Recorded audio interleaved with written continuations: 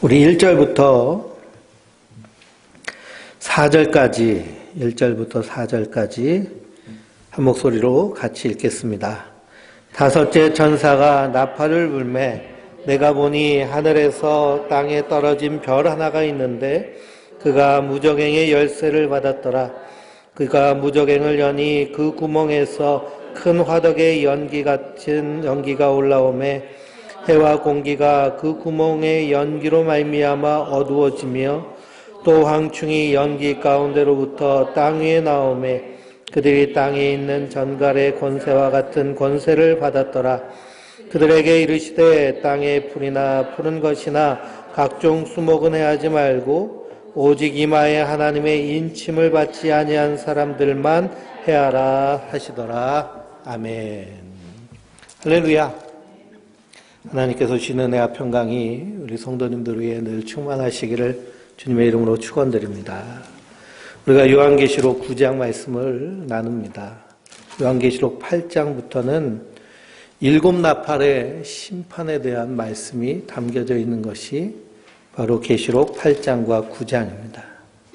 그래서 하나님의 심판이요 7개의 이는 떼심과 7 나팔과 7 대접의 재앙으로 요한계시록에 기록되어 있습니다. 이것을 그냥 시간상 순서로 처음에 7인, 7 나팔, 7 대접으로 해석을 하게 되면 해석이 말이 안 됩니다. 왜 그러냐? 7인을 떼실 때 하늘의 달이 이미 무너지고 하늘이 온 우주가 종이장 말리듯이 말린다라고 하였는데 또 7 나팔 때는 1월 성실이 나오거든요. 그래서 이 인침과 나팔과 대접은 동일한 그런 하나님의 심판에 대하여서 이렇게 점점 강도가 세워지는 하나님의 심판의 완전성에 대해서 말하는 것이고요. 그래서 우리는 이 하나님의 심판이 예수 그리스도의 십자가로부터 시작되었다라는 그런 믿음을 가지고 말세지마를 사는 말세 성도로 사는 것이 성도의 삶의 모습인 줄 믿습니다. 그래서 이 전선을 열어보면요, 이 전선이 한 가닥으로 되어 있는데 그것을 벗기면 3가닥 선이 들어있죠. 거기 다 전력이 들어있습니다. 마찬가지로 이렇게 하나님의 심판이 3가닥으로 이렇게 드러나는 모습으로 우리가 이해를 하면 되고요. 이걸 시간상 언제 이런 일이 이렇게 일어났다라고 해석되는 것을 세대주의적 종말론이라고 하는데요. 그렇게 해석하면은 해석에 실패하게 되고 이단이 되기 쉽습니다. 그리고 14만 4천에 대한 얘기가 나오는데요. 14만 4천은 구원의 완전수. 그러니까 하나님은요, 하나님이 구원하실 백성을 단 한 사람도 빼놓지 않고 다 구원하신다는 구원의 완전함을 말씀하고 있습니다. 그래서 우리가 14만 4천에 포함된 사람일까요? 아닐까요? 우리는 아니에요. 14만 4천은 구약의 이스라엘의 12지파의 구원받은 자의 숫자입니다. 그러니까 14만 4천 우리와는 전혀 상관없습니다. 그거는 구약에 있는 구약 성도들, 이스라엘 백성들을 말하는 것이고요.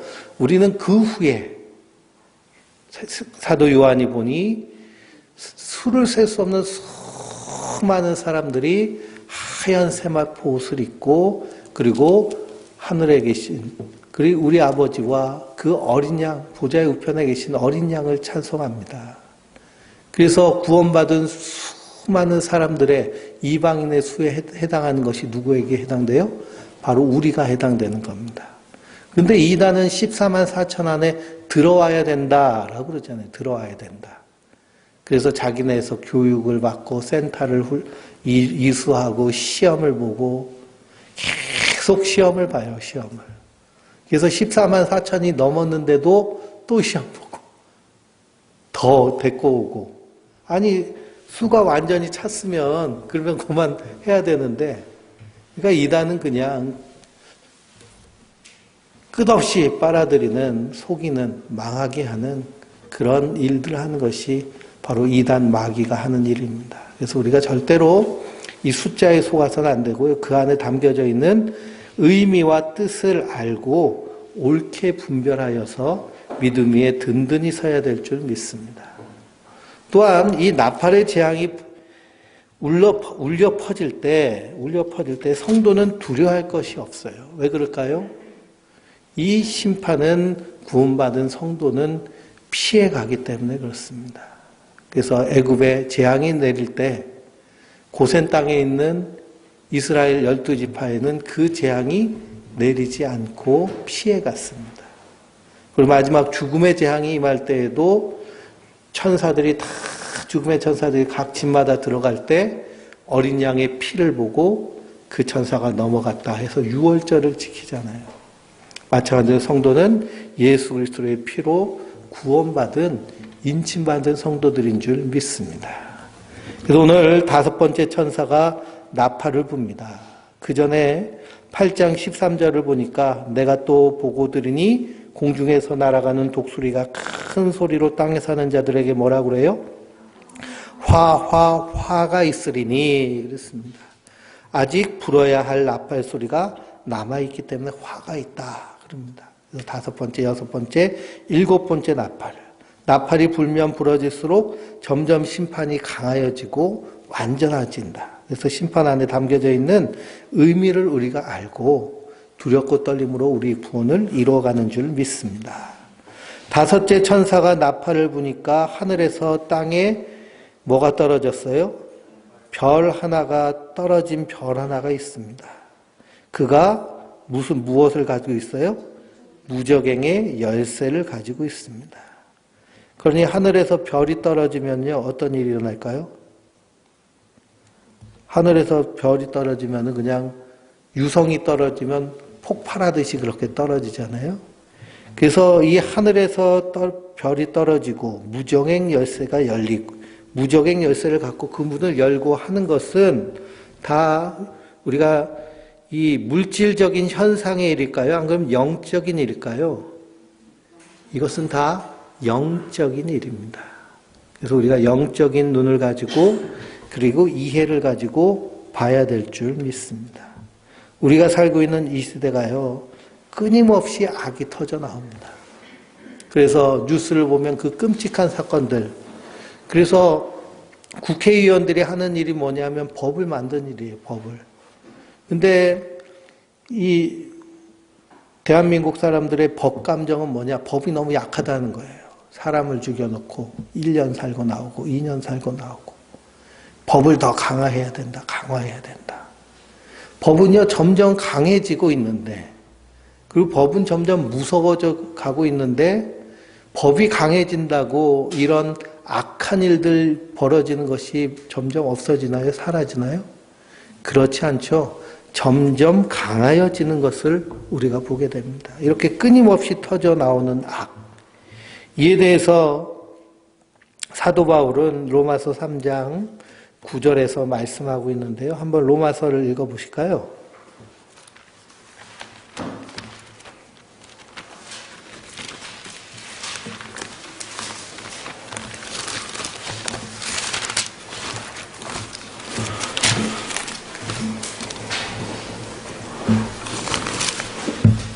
로마서 3장 9절입니다.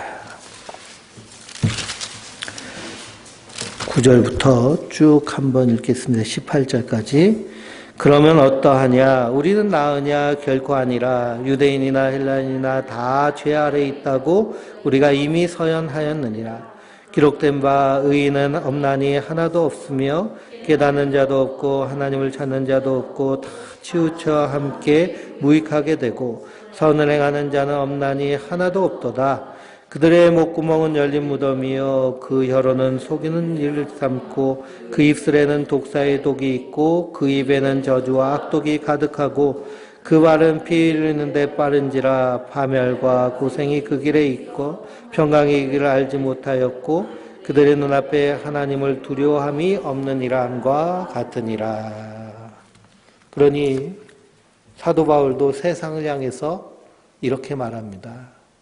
그러니 지금 우리가 살고 있는 이 세상, 살고 있는 이 땅은요, 어느 문이 열려지고 있어요? 열려 있어요? 무저갱이 열려 있습니다. 무저갱은 어떤 곳이냐 하면 하나님이 하나님을 배반한 천사들, 그래서 마귀죠. 사단들을 가둬놓은 곳이 무저갱입니다. 근데 하늘에서 별이 떨어져서요, 그 무저갱을 열고 그리고 공중권세 잡고 있습니다. 그러니까 저 하나님 나라, 저 하늘은 하나님이 권세를 잡고 계시지만 쫓겨난 사탄 마귀는 잠시 이 땅에서 왕노릇하고 있는 것이 지금 우리가 살고 있는 이 세상의 영적인 상황입니다. 그래서 이에 대하여서 예수님은 뭐라고 말씀하시느냐? 누가복음 10장을 한번 보시겠어요? 누가복음 10장 18절입니다.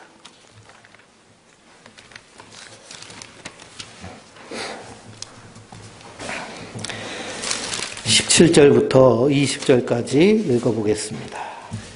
70인이 누가복음 10장 17절 70인이 기뻐하며 돌아와 이르되 주여 주의 이름이면 귀신들도 우리에게 항복하더이다. 예수께서 이르시되 사단이 하늘로부터 번개같이 떨어지는 것을 내가 보았노라. 내가 너희에게 뱀과 전갈을 밟으며 원수의 모든 능력을 제할할 권능을 주었으니 너희를 해칠 자가 결코 없으리라. 그러나 귀신들이 너희에게 항복하는 것으로 기뻐하지 말고 너희 이름이 하늘에 기록된 것으로 기뻐하라 하시니라. 아멘. 예수님께서 예수님을 따르는 제자 70인을 각성에 파송하셔서 보냈어요. 그래서 그들에게 복음을 전하라고 했습니다. 회개하라, 천국이 가까이 왔느니라. 복음을 전할 때요, 예수님께서 그들에게 권능을 주셔서 그들 가운데 기적과 능력과 표적이 나타났습니다. 그러면서 귀신들도 우리에게 항복합니다 라고 이렇게 예수님께 와서 자랑을 합니다. 보고를 하니까 예수님 뭐라고 그러세요? 사단이 하늘로부터 번개같이 떨어지는 것을 내가 보았노라. 별이 하늘에서 떨어지면 뭐처럼 보이냐? 번개처럼 보이는데요, 사단이 하늘에서 번개처럼 떨어졌다는 겁니다. 그래서 지금 무저갱 열쇠를 열고 그리고 하나님의 심판을 받을 준비를 하면서 세상 사람들을 다 미혹해서 함께 심판받으려고 하는 것이 지금의 영적인 상황입니다. 그러니 영적인 일이 지금 이루어지고 있는 일이다라고 우리가 인식하고 받아들이면 됩니다. 그래서 하늘에서 떨어진 별 하나가 무저갱 문을 활짝 연 모습이 바로 이 땅의 모습입니다. 그래서 요한계시록 12장 7절 한번 읽어보실까요?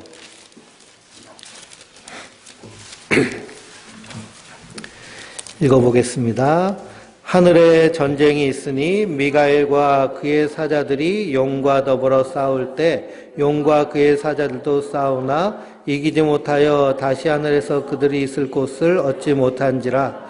큰 용이 내쫓기니 옛뱀 곧 마귀라고도 하고 사탄이라고 하여 온 천하를 꾀하는 자가 그가 땅으로 내쫓기니 그의 사자들도 그와 함께 내쫓기느니라.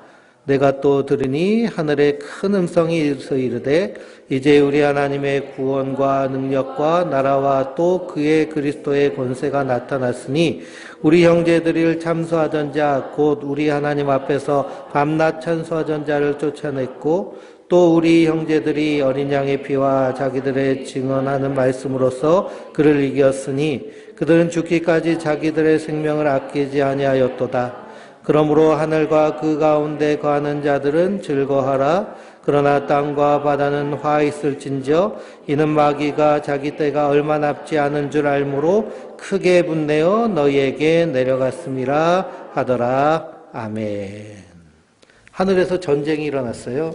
미가엘과 그의 사자들이 용과 더불어서 싸웠습니다. 그래서 하나님의 천군 천사가 승리하고 그리고 사탄과 그리고 그 옛 용, 그래서 뱀 마귀라고 하는 사탄은 하늘에 거할 곳이 없어서 쫓겨났어요. 어디로 쫓겨났어요? 이 땅으로 쫓겨났어요. 이 모습이 하늘에서 떨어진 별의 모습입니다. 그리고 그 사탄이 하는 일이 무엇이냐 하면 온 천하를 꾀하는 것, 속여서 넘어가서 자기들이 다 차지하려고 하는 그런 이유는 무엇이냐 하면 이제 마지막 때 그들의 때가 얼마 남지 않은 것을 알고 땅과 바다를 다 꿰어놨습니다. 그러나 그 땅과 바다는 예수님이 심판하실 거예요. 그러니 이 말이 동일한 선상 가운데 있는 것이 바로 오늘 9장 2절의 말씀과 12장 이 7절의 말씀이 동일한 사건입니다. 그래서 무저갱의 문을 활짝 여니까 거기서 화덕 연기 같은 연기가 풀풀풀 올라오죠. 그리고서는 거기서 뭐가 올라오느냐 하면 황충이 연기 가운데서 땅 위로 나옵니다. 근데 그 황충은 무슨 권세를 받았어요? 땅에 있는 전갈의 권세와 같은 권세를 받았다라고 그랬습니다. 그래서 그 황충이 하는 일이 뭐냐? 4절부터 6절까지 읽어보겠습니다. 그들에게 이르시되 땅의 풀이나 푸른 것이나 각종 수문을 헤매지 말고 오직 이마에 하나님의 인침을 받지 않은 사람들만 해하라 하시더라. 그러나 그들을 죽이지는 못하게 하시고 5달 동안 괴롭게만 하게 하시는데 그 괴롭게 함은 전갈을 사람을 쏠 때 괴롭게 함과 같더라. 그날에 사람들이 죽기를 구하여도 죽지 못하고 죽고 싶으나 죽음이 그들을 피하리로다. 아멘. 그래서 무저갱의 문을 활짝 여니까요. 거기서 연기가 펄펄펄 올라옵니다. 큰 화덕에서 연기 올라오듯이 불과 연기가 올라오면서 거기서 황충이 올라오는 거예요. 황충. 그래서 구약에 나와 있는 황충에 대해서 우리가 말씀을 나눌 텐데요. 그 황충이 하는 일이 무엇이냐? 4절 말씀에 이마에 하나님의 인침받지 않는 사람만 해하라 라고 말씀하고 있습니다. 그러니 아까 누가복음 10장에 예수님께서 그 마귀들 사단이 하늘에서 번개와 같이 떨어진 것을 내가 보았다라고 하시면서 너희가 전갈을 밟는 권세를 내가 너희에게 주었다라고 하시잖아요. 그렇죠? 그리고 이 황충이 하는 일은 뭐냐? 하나님이 인침받지 않은 자들만 해하게 하는 겁니다. 그래서 하나님의 인침받은 자는 어떤 사람들일까요? 예수 믿고 구원받은 사람이 하나님의 인침받은 자입니다. 성령의 인침받은. 그래서 에베소서를 읽어보면 하나님이 태초에 창세전에 우리를 예정하시고 예수 그리스도께서 우리를 십자가의 피로 구속하시고 성령께서 인치셔서 우리를 하나님의 자녀로 삼으셨다라고 사도 바울은 말씀하고 있습니다.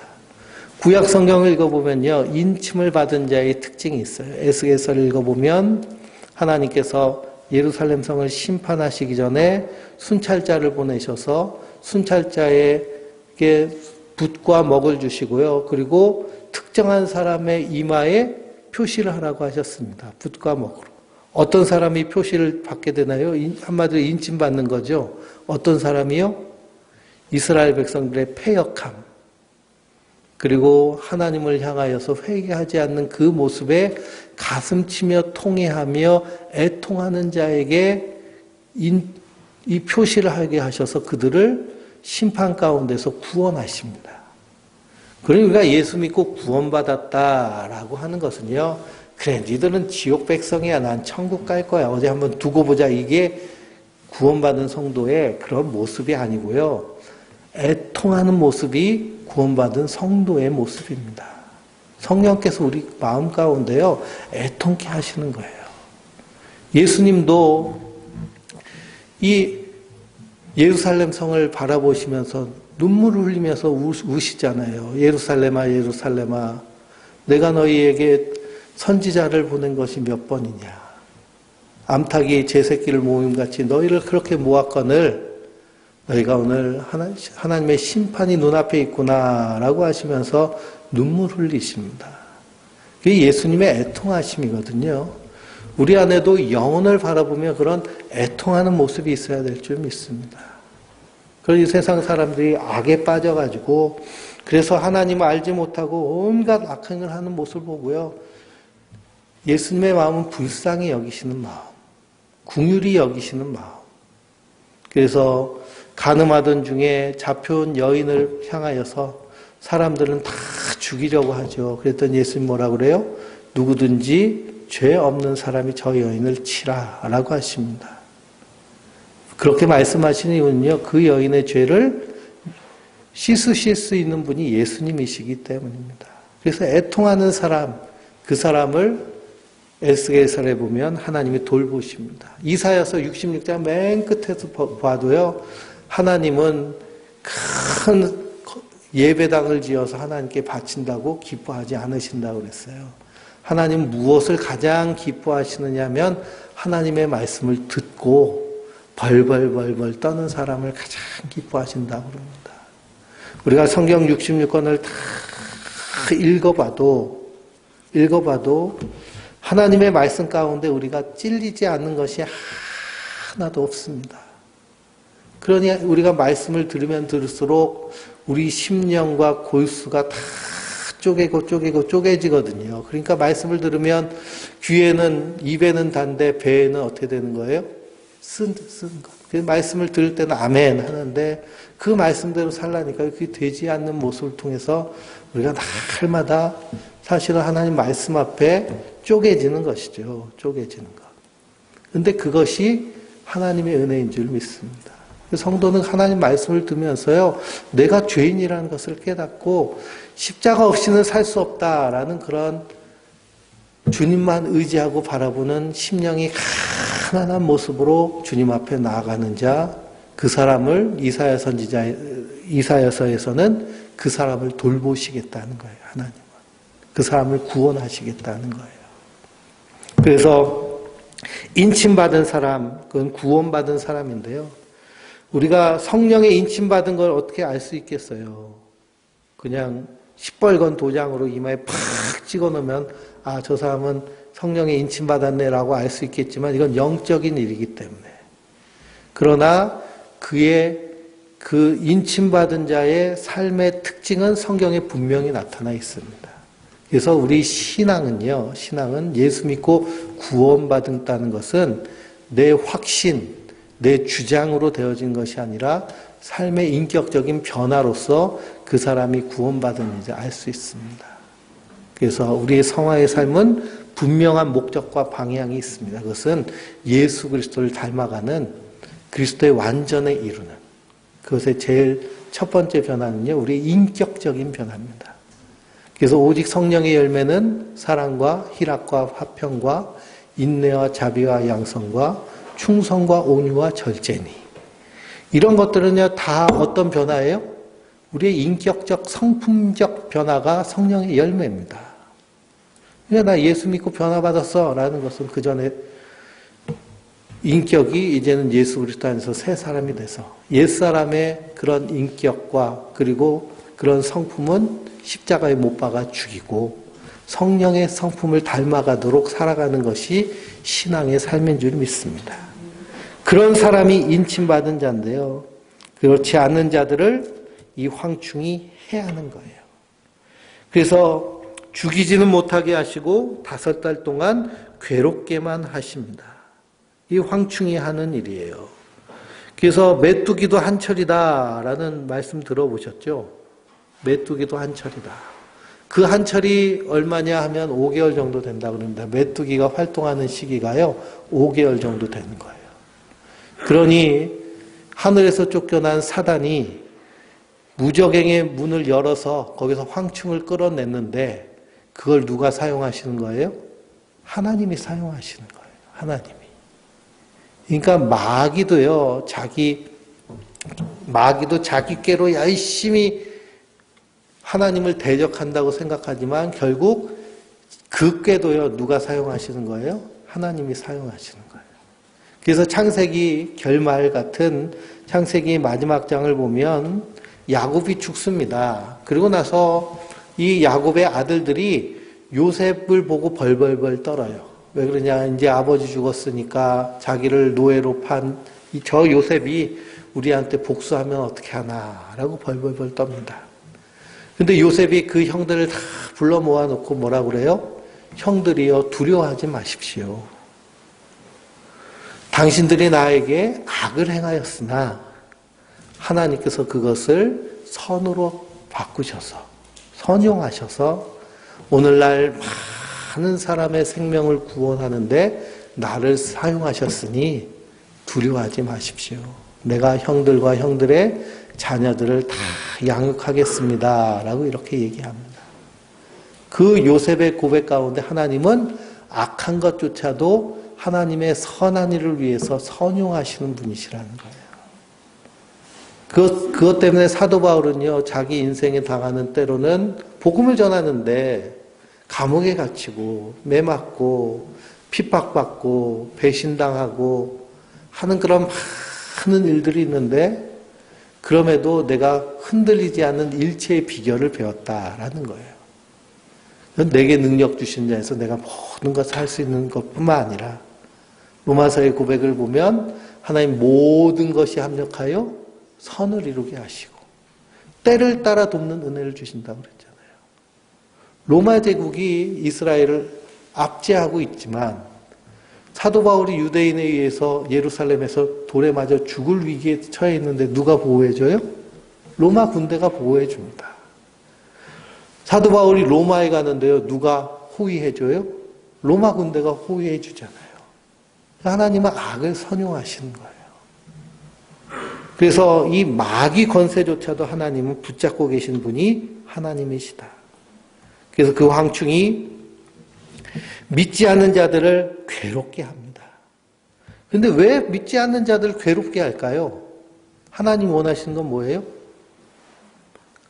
요에서를 보면요, 그 단서를 알 수 있습니다. 요에서 1장 4절 한번 읽어보실까요?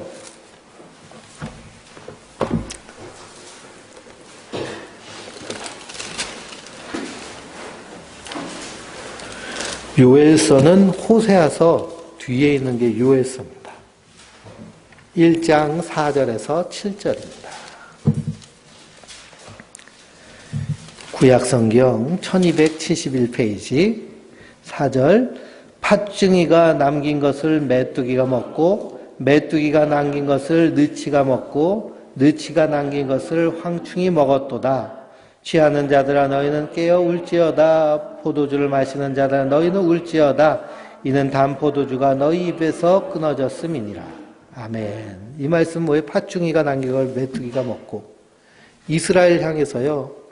팥중이가 와가지고 잔뜩 먹고 좀 남았네 그 메뚜기가 먹고 또 남았네 느치가 먹고 황충이 먹어서 남은 게 하나도 없도록 이스라엘을 그렇게 그냥 매질하시겠다는 거예요. 그걸 통해서 원하시는 것은 무엇이냐? 2장을 보실까요? 2장 12절입니다. 2장 12절부터 13절까지 읽겠습니다. 여호와의 말씀에 너희는 이제라도 금식하며 울며 애통하고 마음을 다하여 내게로 돌아오라 하셨나니 너희는 옷을 찢지 말고 마음을 찢고 너희 하나님 여호와께로 돌아올지어다. 그는 은혜로우시며 자비로우시며 노하기를 더하시며 이내가 크시사 뜻을 돌이켜 재앙을 내리지 아니하시리니 주께서 혹시 마음과 뜻을 돌이키시고 그 뒤에 복을 내리사 너희 하나님 여호와께 소제와 제를 드려 아니하실지 누가 알겠느냐. 아멘. 그러니 느치가 메뚜기가 팥중이가 황충이 먹게 하시는 이유는 뭐예요? 누구에게 돌아오라고?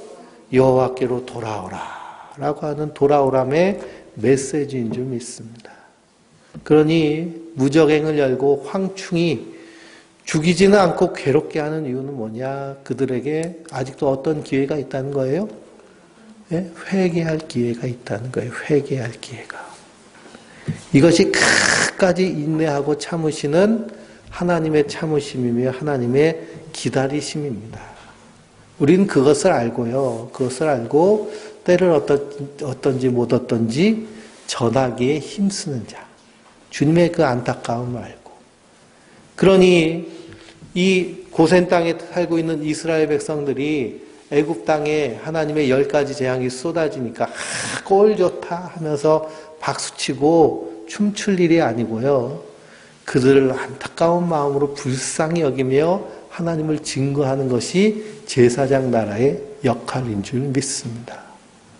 그래서 이스라엘 백성들이 심판받을 때요, 주변 나라들이 함께 심판받았습니다. 선지서를 보면 다 심판 얘기잖아요. 근데 주변 나라들이 심판받은 이유는 뭐냐 하면 하나님의 백성이 매맞는데 걔들은 좋아가지고 막 춤추는 거예요. 그러니까 하나님이 같이 심판하시는 겁니다. 우리나라는 일본의 그 압제를 받아서 일본이 그냥 지진 나면 속으로 좋아하잖아요. 그죠? 아, 시원하다. 뚫린 게 다, 막힌 게 다 내려가는 것 같다. 그런 심보가 우리에게 다 있습니다. 이 인생의 인간의 심보예요. 그런데 예수님의 마음은 그렇지 않다. 그래서 우리의 심보를 버리고 예수님의 마음을 붙잡는 그것이 말씀을 붙잡는 자의 모습인 줄 믿습니다. 그래서 요엘서에 우리가 잘 아는 말씀이 있죠. 2장 28절부터 읽어보겠습니다. 28절 그 후에 내가 내 영을 만민에게 부어주리니 너희 자녀들이 장래일을 말할 것이며 너희 늙은이는 꿈을 꾸며 너희 젊은이들은 이상을 볼 것이며 그때 내가 또 내 영을 남종과 여종에게 부어줄 것이며 내가 이적을 하늘과 땅에 베풀리니 곧 피와 불과 연기의 기둥이라. 여호와의 크고 두려운 날이 이르기 전에 해가 어두워지고 달이 핏빛같이 변하려니와 누구든지 여호와의 이름을 부르는 자는 구원을 얻으리니 이는 나 여호와의 말대로 시온산과 예루살렘에서 피할 자가 있을 것이며 남은 자 중에서 나 여호와의 부름을 받을 자가 있을 것임이니라. 아멘. 그래서 우리가 찬양하죠. 마지막 날에 막 박수치면서 찬양하는데 성령이 우리에게 임하시면 그러면 장래일을 보고 그리고 꿈을 꾸고 이상을 볼 것이다. 그런데 그 장래일들이 다 뭐예요? 하나님의 심판입니다. 하나님 세상을 심판하실 거예요. 그래서 그 구원의 복음의 비밀을 누구에게 알려주셨어요? 성령 받은 성도에게 알려주셨어요. 그래서 증인의 역할을 감당하려고 성령이 임하시는 겁니다. 근데 그냥 자녀들은 환상을 보면 근데 환상이 막 세상에서 떵떵거리고 성공하고 부귀영화 누리고 막 성공하고 하는 그런 환상 비전 꿈이 아니고요. 하나님 세상 심판하신 그 모습을 그냥 생생하게 바라보고 하나님 때가 이 말씀을 알고 나가서 전하는 겁니다. 그래서 사도행전 2장을 보면 오순절 마가의 답방에 성령 받은 성도 예수님의 제자들과 120명의 성도들이 길거리에 나가서 뭐 했어요? 예수 믿으면 이 땅에서 복받고 성공하고 건강해지고 자식 잘 되고 그런 얘기 하지 않았어요. 너희가 십자가에 못 박은 예수가 하나님께서 메시아로 세우신 그리스도였다. 회개해라. 그렇게 하면서 시작된 것이 바로 초대교회입니다. 그래서 마지막 때 우리가 성령 충만한 모습은요. 하나님의 임박한 진노 아래 도끼가 나무 뿌리 아래 있음을 알고 마지막 때 사명 감당하는 모습이 바로 성령 충만한 성도의 모습인 줄 믿습니다. 그래서 황충이 이렇게 괴롭게 하는 모습은 아직도 구원의 여망이 있다는 거예요. 아직도 하나님이 그 사람들 향해서 회개하기를 바라시는 겁니다. 그래서 7절부터는 이 황충의 모양에 대해서 나오는데요. 7절부터 11절까지 읽어보겠습니다. 황충들의 모양은 전쟁을 위하여 준비한 말들 같고 그 머리에 금 같은 관 비슷한 것을 썼으며 그 얼굴은 사람의 얼굴 같고 또 여자의 머리털 같은 머리털이 있고 그 이빨은 사제의 이빨 같으며 또 철 호심경 같은 호심경이 있고 그 날개들의 소리는 병거들의 많은 말들의 전쟁터로 달려들어가는 소리 같으며 또 전갈과 같은 꼬리와 쏘는 쌀이 있어 그 꼬리에는 5달 동안 사람을 해하는 전세가 있더라. 그들에게 왕이 있으니 무정행의 사자라. 히브리어로는 그 이름은 아비돈이요 헬라어로는 그 이름은 아블론이더라. 아멘. 그리고 이 황충은 무섭게 생겼어요? 무섭지 않게 생겼어요? 무섭게 생겼죠. 그렇죠? 근데 잘 읽어보면 하나님 보좌에 있는 네 생물을 약간 비슷하게 이렇게 묘사한 그런 느낌을 받을 수 있습니다. 그래서 하나님의 숫자를 7이라고 그러는데 마귀의 숫자를 뭐라고 그래요? 6이라고 그러잖아요. 그렇죠? 666 마귀의 숫자. 그러니까요. 마귀가 그렇게 권세 있고 힘 있어 보입니다. 그런데 성도는 두려워할 것이 있어요? 없어요? 없습니다. 이미 그리스도께서 십자가에서 승리하신 줄 믿습니다. 이 아비돈이라는 말이요. 구약에서 욥기 26장 6절에 나오는데 거기에 스올이라는 말로 쓰여졌고요. 그리고 시편 88편 12절에는 암흑이라고 써 있습니다. 그래서 사람은요. 죽음을 두려워하잖아요. 그래서 히브리서 2장을 보면 자녀들이 죽음이 두려워서 사망의 그늘 아래서 마귀의 종로를 타여 그 사슬에 끌려간다고 말씀하고 있습니다. 사람은 죽음이 두려운 거예요. 그래서 이 황충은요, 이 죽음의 두려움을 가지고 세상 사람들을 다 압제하고 속이고 꿰는 것이 황충과 마귀가 하는 일입니다. 그런데 성도는요, 그 죽음을 두려워할 이유가 있어요, 없어요? 없습니다. 왜 그러냐? 성도의 죽음을 가리켜서 예수님은 잔다라고 말씀하시기 때문에. 그래서 우리의 육체의 장막이 벗겨지면 하나님께서 새로운 거룩한 부활의 옷을 입혀주셔서 하나님 나라로 부르실 때까지 잠깐 자는 겁니다. 우리가 잠자는 데는 시간이 개념이 없잖아요. 그렇죠? 밤에 눈 감았다가 눈 뜨면 아침이 되는 것처럼 우리의 육신이 호흡이 끝나면 다시 주님께서 우리에게 새 호흡을 주셔서 그래서 그때는 영원한 하나님 나라에서 천군 천사들과 함께 주님 찬양하며 하나님 백성으로 영생하는 줄 믿습니다. 그래서 다섯째 나팔이 쫙 불러졌는데요.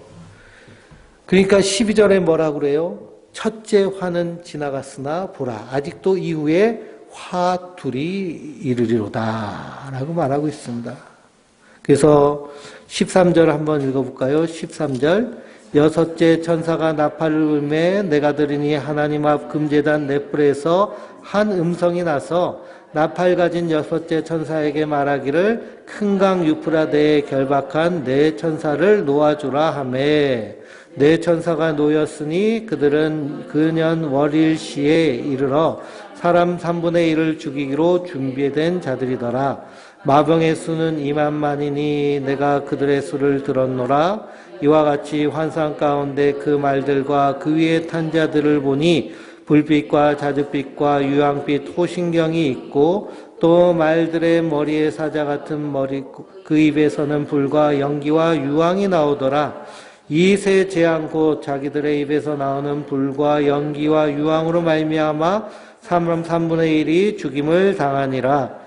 이 말들의 힘은 입과 꼬리에 있으니 꼬리는 뱀 같고 독꼬리에 머리가 있어 그것으로 해하더라. 아멘. 그래서 여섯 번째 천사가 나팔을 부르니까요. 제단에서 한 음성이 나서 유프라테 강에 결박한 네 천사를 놓아주라 라고 합니다. 그랬더니 어떤 일이 일어나요? 전쟁이 일어납니다. 전쟁이 일어나는데 마병대의 숫자가 2만만이라고 했습니다. 2만만이면 2억입니다. 그래서 사람 3분의 1을 죽이기로 준비된 자더라. 세대주의 종말론자들은 이 유브라데 강에서 이 전쟁이 일어난다라고 이렇게 얘기하는데요. 이 유브라데가 어디냐 하면 저희 시리아입니다. 시리아. 지금 내전하고 있죠. IS 그리고 시리아 거기가 다메섹, 다마스커스 그쪽이 다 유브라데 강 줄기에 따라 있는 나라들인데요. 그리고 저기 이란, 이라크 다 여기가 고줄기입니다. 거긴 그 역사적으로도요 전쟁이 끊이지 않는 곳이 바로 그곳입니다. 어쨌든 사람 3분의 1을 죽일 준비를 하고 전쟁이 일어납니다. 그러니 이 황충보다 더 무서운 일이 여섯 번째 나팔 때 일어나는 것이죠. 전쟁에 대한 그런 모습입니다. 근데 우리가 눈여겨보아야 될 것은 무엇이냐? 20절 말씀에 이 재앙에 죽지 않고 남은 사람들은 손으로 이를 회개하지 아니하고 오히려 여러 귀신과 또는 보거나 듣거나 다니거나 하지 못하는 금, 은, 동과 목석의 우상에게 절하고 또 그 살인과 복술과 음행과 도둑질을 회개하지 아니하더라. 아멘. 그러니 이 재앙, 이 나팔의 심판을 받고 있으면서도 그들의 특징은 어떤 특징을 가지고 있어요? 회개하지 않더라라는 겁니다. 회개하지 않더라. 왜 하나님이 이렇게 심판하세요?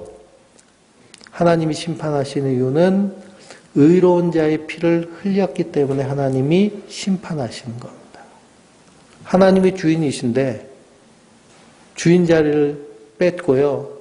인간이 주인 노릇하는 거예요. 마귀가 주인 노릇하는 거예요. 그래서 황충이 나왔는데 황충도 누가 불러낸 거예요? 마귀가 불러낸 거죠. 근데 입맞지 않는 자들을 괴롭게 합니다. 아니 마귀는 예수 안 믿는 사람이 자기 편인데 더 괴롭게 해요. 왜 그럴까요? 마귀가 하는 일은 도둑질하고 죽이는 게 마귀가 하는 일이기 때문입니다. 광명한 천사처럼 와가지고 유혹하고 시험해도요. 결국에는 도둑질하고 죽이는 것이 마귀가 하는 일이에요. 그래서 예수님이 광야에서 시험 받으실 때 그때 예수님도 오픈 곳에 데리고 가가지고 온 세상을 보면서 이 세상이 다 내 건데 내가 나에게 절하면 이걸 너에게 주겠다고 그러잖아요. 근데 그 세상은 원래 누구 거예요? 하나님 거예요, 하나님. 예수님이요, 하나님이세요. 하나님이 사람 돼서 이 땅에 오신 분이 예수님이시잖아요. 그러니까 마귀가 얼마나 거짓말하고 얼마나 말도 안 되는 놈이냐면 창조주 앞에서 이 세상이 내 거라고 소리 지르는 것이 마귀가 합니다. 광명한 천사의 모습으로. 그러니 거기에 속아 넘어가는 것이요. 바로 이 땅에 사는 인생들의 모습입니다. 그러니 우리는 누가 주인인지를 아는 자들이에요? 하나님이 주인인 줄 아는 자들이에요. 그래서 내 인생도 내게 아니에요. 하나님 거예요. 사도 바울이 뭐라고 그래요? 너희 몸은 성령께서 거하시는 거룩한 성령의 전인 줄 알지 못하느냐. 값으로 주고 샀다고 그랬어요. 예수님의 피값으로 너희를 주고 산 것이니 너희 몸은 너희 것이 아니라 하나님의 것이라고 얘기해요. 우리는 분명한 그런 주인의식을 가지고 사는 자들입니다. 이 심판받는 이유는요. 주인을 죽였기 때문에 거기에 대한 비유의 말씀을 예수님 분명히 말씀하셨죠. 마태복음 21장에 말씀하고 있는데요. 한번 보실까요?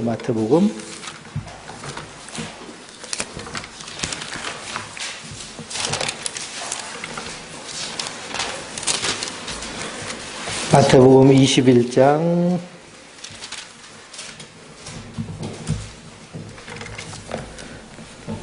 33절부터 34절입니다. 같이 읽어보겠습니다.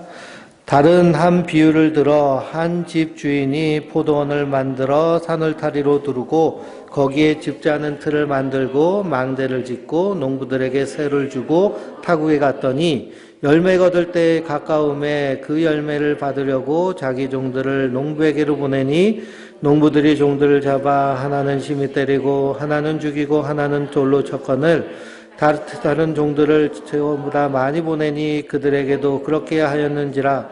후에 자기 아들을 보내며 이르되 그들이 내 아들은 존대하리라 하였더니 농부들이 그 아들을 보고 서로 말하되 이는 상속자니 자 죽이고 그 유산을 차지하자 하고 이에 잡아 포도원 밖에 내쫓아 죽였느니라. 그러면 포도원 주인이 올 때에 그 농부를 어떻게 하겠느냐.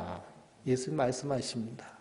그러니 그 아들이 누구세요? 예수님이시고 그리고 그 주인은 하나님이시고 그리고 우리도 하나님이 보내신 그러한 종들과 같습니다. 우리 주의 종들이잖아요. 그러니 이것 때문에 심판이 일어나는 것이죠. 하나님 심판하시는 것이 마땅합니다. 22장 1절에서 14절을 보면 또 혼인잔치의 비유가 나옵니다. 우리 22장 1절부터 쭉 읽어볼까요? 예수께서 다시 비유로 대답하여 이르시되 천국은 마치 자기 아들을 위하여 혼인잔치를 베푼 어떤 인구가 같으니 그 종들을 보내어 그 청한 사람들을 혼인잔치에 오라 하였더니 오기를 시하거늘 보내어 이르되 청한 사람들에게 이르되 내가 오찬을 준비하되 나와 소야 탈진 짐승을 잡고 모든 것을 갖추었으니 혼인잔치에 오소서 하라 하였더니 그들이 돌아보지 않고 한 사람은 자기 밭으로 한 사람은 자기 사업하러 가고 그 남은 자들은 종들을 잡아 모욕하고 죽이니 임금이 노하여 군대를 보내어 그 살인한 자들을 진멸하고 그 동네를 불사르고 이에 종들에게 이르되 혼인잔치는 준비하였으나 청한 사람들은 합당하지 아니하니 내 거리 길에 가서 사람을 맞는 대로 혼인잔치에 청하여 오라 한데 종들이 길에 나가 악한 자나 선한 자나 만나는 대로 모두 데려오니 혼인잔치에 손님들이 가득한지라 임금이 손님들을 보러 들어갈새 거기서 예복을 입지 아니한 사람을 보고 이르되 친구여 어찌하여 예복을 입지 않고 여기 들어왔느냐 하니 그가 아무 말도 못하거늘 임금이 사람들에게 이르되 그 손발을 묶어 밖에 어두운 데 내던지라 거기서 술며 이를 갈게 되리라 하리라. 청함을 받는 자는 마태 택함을 입은 자는 적으니라. 아멘. 혼인잔치에 오라고 했는데 안 온 사람 다 어떻게 하셨어요? 다 죽였어요. 그게 심판입니다. 그리고 왔어도 예복 입지 않으면 그러면 쫓겨나는 겁니다. 그 예복은요 누가 준비하는 거예요? 하나님이 준비하시는 거예요. 하나님이 준비한 예복 안 입는다라는 것은 하나님의 은혜로 들어가는 자들이 아니라 자기 의로 들어간 자들이에요. 그래서 아브라함이 자기 아들 이삭과 함께 하나님이 모리아산에서 이삭을 제물로 바쳐라 라고 했더니 모리아산으로 잽싸게 가잖아요. 근데 이삭이요 가다 보니까 모리아산 올라가다 보니까 아니 땔감도 있고 근데 제일 중요한 뭐가 없어요? 제물이 없어요. 그랬더니 아버지한테 아니 아버지 땔감도 있고 그런데 제물은 어디 있습니까? 라고 했더니 아브라함이 뭐라 그래요? 그건 하나님이 예비하여 주시리라. 근데 원래는 누구를 잡았어야 돼요? 자기 아들을 잡았어야 돼요. 백세에 얻은 아들, 그것도 언약의 아들, 약속의 아들. 그 아들 때문에 다른 아들 다 내보냈잖아요. 근데 그 아들을 잡아야 되는 것이 그 아들을 잡는다는 건 또 자기를 죽이는 것보다 더 고통스러운 일입니다. 그런데 하나님은 거기서 이삭을 죽이지 아니하시고 양을 준비하시잖아요. 그러니 네 아들이 아니라 내 아들을 죽여서 널 살리겠다라는 것이 하나님 예비하신 예복의 뜻입니다. 그러니 우리 의로 내가 뭘 해서 내가 11조하고 내가 건축헌금하고 내가 성전 짓고 내가 큰 일을 해서 그래서 구원받는 것이 아니고요. 예수님의 은혜로 하나님 나라를 가는 자들입니다. 그러니 자랑할 것이 있어요? 없어요? 예수님뿐이 없습니다. 예수님만 자랑하는. 그리고 우리가 뭔가 수고하고 헌신하고 힘쓰고 희생하는 것들은 다 그 은혜에 감사하여서 하는 것이에요. 절대로 내 의를 드러내려고 내가 이렇게 해가지고 사람들에게 좀 돋보여야지 그런 의미로 하나님 앞에 드리는 것은요. 하나님 기뻐하지 않으십니다. 자원하여서 그 은혜에 감사하여서 사랑에 빚진 자로. 그래서 우리가 어떤 수고를 하여도 그런 마음으로 해야 될 줄 믿습니다. 바로 이것 때문에 하나님 심판하시는 거예요. 왜 하나님 심판하시냐고 얘기하면 하나님 주인인데 인간이 주인 노릇하지 않았냐. 인간이 주인 노릇 잘하면 되는데 사실 인간이 주인 노릇하는 것이 아니라 그 뒤에서 누가 주인 노릇했어요? 마귀가 공중권세 잡고 다 깨어서 주인 노릇하면서 인간이 주인 노릇한 이 하나님 만드신 세상의 이 모습을 보세요. 환경 파괴로 인해서 도무지 살 수 없는 세상이 돼버려 가고 있습니다. 이 심판받아 마땅하다. 그럼 우리는 두렵고 떨림으로 구원을 이루어가며 어쨌든 이런 하나님의 심판이 그냥 한 번에 그냥 한 판에 탁 쓸어버리지 않으시고 이렇게 인도 떼시고 나팔도 부시고 대접도 쏟으시고 하시는 이유는 뭐예요? 기다리고 계시는 거예요. 하나님 끝까지 찾으신다. 그래서 그 목자의 그 안타까움을 우리가 알아서, 그래서 주님 찾으시는 그 잃어버린 양, 그 한 마리 양 찾아서 목자는 산중청이를 다 그냥 가시에 찔리는 것도 모르고 다니시는 그 목자의 마음. 우리 선한 목자교회, 그래서 선한 목자는 예수님이세요. 개척 예배 드리는데 감독님 와가지고 설교를 하는데 왜 선한 목자라고 이름을 졌냐고, 선한 이웃이라고 짓지 막 그러더라고요. 참 답답했습니다. 아니, 예수님이 선한 목자시잖아요. 우리는 양치기 개. 얼마나 감사해요. 양치기 개로도 써주시니까. 근데 그 양치기 개가 개 중에는 가장 똑똑한 보더콜리라는 종인데요. 얼마나 잽싸게 빠릿빠릿하게 움직이는지 모릅니다. 그래서 그냥 양을 칠 때 보면요, 눈이 바짝바짝하고, 그 개를 그냥 애완용으로 아파트에서 키우면요, 아주 극성 맞아가지고 그냥 키우지를 못한대요. 그래서 버려지는 개 중에 제일 많은 개가 그 보더콜리 양치기 개래요. 근데 그 개는 어디에 있을 때 정말 진가를 발휘해요? 목장에 있을 때 진가를 발휘합니다. 우리 성도들도 마찬가지예요. 우리가 예수 그리스도로 구원받은 하나님의 백성들, 성도들, 주님이 양칠 때요, 그 옆에서 함께 그 양치는 일에 합력하여 선을 이루는 그런 큰 은혜를 주셨습니다. 얼마나 복된 일이에요. 그러니 세상이 심판받아도 두려워할 것이 없는 것이, 성도는 그리스도께서 이미 이기신 줄 믿습니다. 그렇다고 우리가 손 놓고 있는 것이 아니라 이렇게 심판이 계속되는 이유가 분명히 있다는 것을 알고 주님의 마음으로 세상을 품고 또 이 땅에서 하나님 나라를 실현해 나가며 하나님 나라를 세워가고, 이렇게 하나님의 공동체, 정말 진실한 공동체가 세워지면 주변에 있는 사람들이요, 궁금해서 물어봐요. 아니, 뭐 때문에 그렇게 행복해? 뭐 때문에 그렇게 재밌어? 뭐가 그렇게 좋아? 그런 모습이요, 교회 안에서의 모습입니다. 그 잘못된 그런 교회의 모습, 세상과 벽쳐놓고, 그리고서는 온갖 잘못된 모습으로 지금 한국교회가 큰 어려움 가운데 있지만, 그래도 진실한 공동체를 찾는 사람도 있고요. 그 공동체가 참 필요합니다. 왜 그러냐? 아직도 잃어버린 영들이 많기 때문에 그렇습니다. 그래서 그 주님의 마음을 알고 우리가 두렵고 떨림으로 하나님의 일을 이루어가는 하나님의 사람들 되시길 주님의 이름으로 축원드립니다. 우리 찬송하고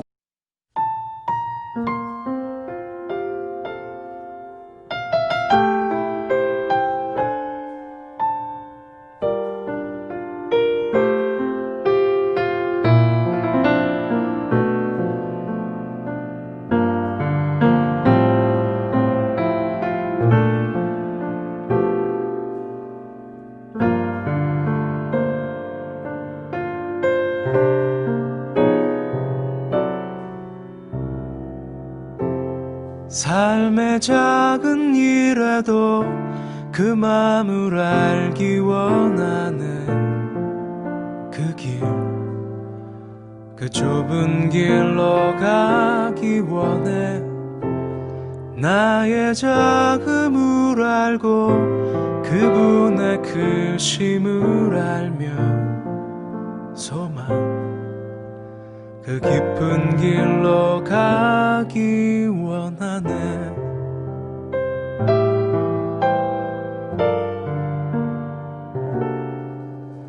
저 높이 솟은 산이 되기보다 여기 오름직한 동산이 되길, 내가 아는 길만 비추기보다는 누군가의 길을 비춰준다면, 내가 노래하듯이 또 내가 얘기하듯이 살길, 난 그렇게 죽기 원하네. 삶의 한 절이라도 그분을 닮기 원하네. 사랑, 그 높은 길로 가기 원하네.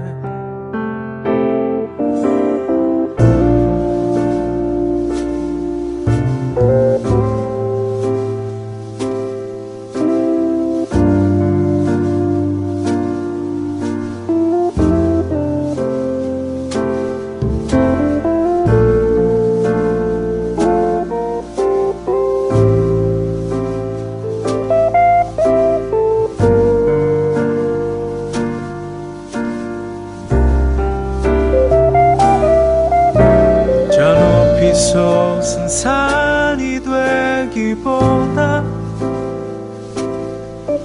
여기 오름직한 동산이 되길, 내가 가는 길만 비추기보다는 누군가의 길을 비춰준다면 내가 노래하듯이 또 내가 얘기하듯이 살길, 난 그렇게 죽기 원하네.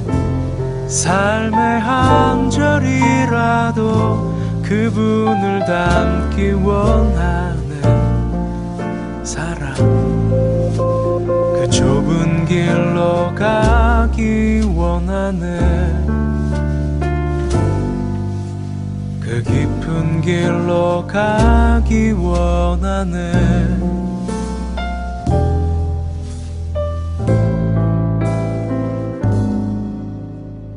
높은 길로 가길 원하네.